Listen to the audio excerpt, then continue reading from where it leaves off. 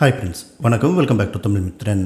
விஜய் டிவியில் மணிமேகலைக்கும் பிரியங்காவுக்கும் பிரச்சனையாகி மணிமேகலை இனிமேல் நான் குக் வித் கோமாளிக்கே வரமாட்டேன் அப்படின்னு சொல்லி வீடியோ வெளியிட்டிருந்தாங்க. இதை தொடர்ந்து மணிமேகலைக்கு ஆதரவாகவும் பிரியங்காவுக்கு ஆதரவாகவும் சோசியல் மீடியாவில் பல விவாதங்கள் போயிட்டுருக்கு. இந்த சீசன் ஆரம்பித்ததுலேருந்தே மணிமேகலைக்கும் பிரியங்காவுக்கும் பல இடங்களில் சண்டையாயிட்டிருக்கு அப்படின்னும், ஆனால் ஆடியன்ஸ் இதெல்லாம் ஒரு காமெடியாக தான் பண்ணுறாங்கன்னு அவ்வளோ சீரியஸாக எடுத்துக்காமல் கடந்து போயிருக்காங்க அப்படின்னு ஏகப்பட்ட கிளிப்பிங்ஸை சோசியல் மீடியாவில் ஷேர் பண்ணிகிட்ருக்காங்க. குக் வித் கோமாளி பொறுத்த வரைக்கும் யாராவது 2 பேர் மண்டை உடைச்சிட்டு ரத்தம் வர உருண்டு புரண்டாலும் சரி, அல்லது ஒருத்தர் தரக்குறைவா மரியாதை குறைவா பரம்பரையே நாரடித்தாலும் சரி, இது எதையுமே சீரியஸாக எடுத்துக்கூடாது. எல்லாமே காமெடி தான், கண்டென்ட் தான் அப்படின்னு சொல்லி தான் இந்த ஷோவையை வளர்த்துருக்காங்க. ஸோ இதனால தான் ஆரம்பத்திலிருந்து மணிமேகலை பிரியங்கா விஷயத்தை ஒரு காமெடியாக மட்டுமே பார்த்துருக்காங்க.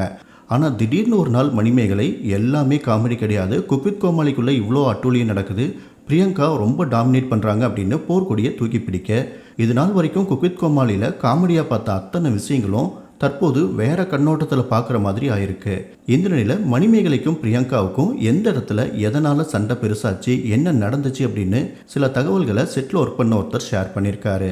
போன வாரத்துக்கு முந்தின வாரம் திவ்யா துரைசாமி எலிமினேஷன் அப்படின்னு அனௌன்ஸ் பண்ணதும் அவங்க குக் வித் கோமாளியில் தனக்கு உதவி பண்ணாங்க பலர் பற்றி அவங்க பேசியிருந்தாங்க.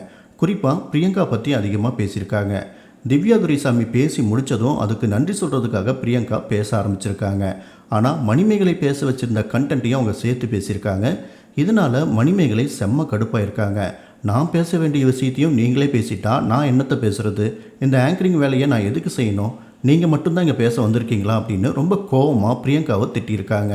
திடீர்னு மணிமேகலை அப்படி கத்தி பேசுவாங்க, பிரியங்காவை திட்டுவாங்க அப்படின்னு செட்டில் இருந்த யாருமே எக்ஸ்பெக்ட் பண்ணலையாமா. எல்லாருக்கும் முன்னாடியும் தன்னை மணிமேகலை இப்படி பேசிட்டாலே அப்படின்னு சொல்லி பிரியங்காவும் வேதனைப்பட்டு கேரவனுக்கு போய் அழுதுகிட்டே இருந்ததா சொல்கிறாங்க.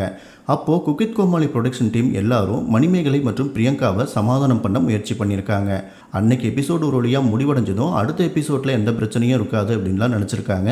ஆனால் பிரியங்கா என்னை இத்தனை பேருக்கு முன்னாடி மணிமேகலை திட்டா அதுக்கு காரணம் வேணும், ஒரு போட்டியாளர் என்னை பற்றி பெருமையாக பேசுனா நான் அவரை பற்றி பேசணும் அப்படிங்கிறது தானே முறை, அப்படி நான் பேசக்கூடாது அப்படின்னு மணிமேகலை எப்படி சொல்லலாம் அப்படின்னு பிரச்சனையை ஸ்டார்ட் பண்ணியிருக்காங்க.